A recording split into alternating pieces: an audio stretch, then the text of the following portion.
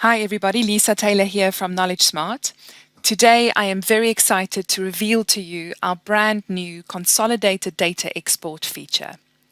So once you're logged into your admin dashboard, simply scroll down to just below the Data Query tool and you will now see a brand new area called Data Export. At the click of a button, you are now able to view all KnowledgeSmart data held for your company. We are confident that this new improved customer experience will pave the way forward for you to experience the full value of analytics in platforms such as Microsoft PowerBI, Tableau, and others that your company may be utilizing.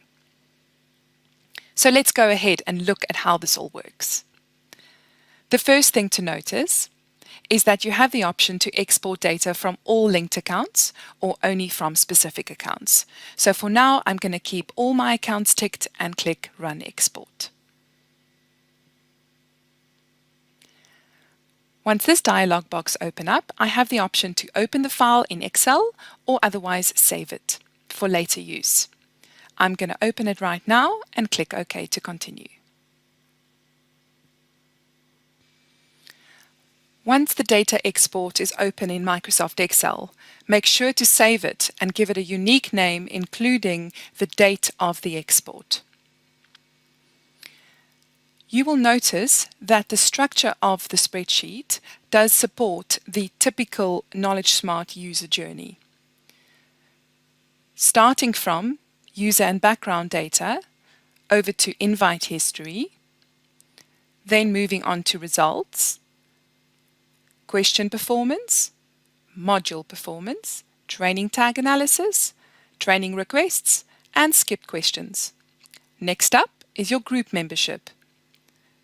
Data related to static groups as well as dynamic groups.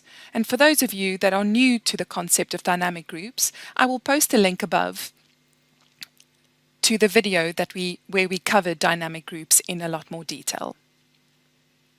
Lastly, you also have access to benchmark data as far as all published KnowledgeSmart tests are concerned.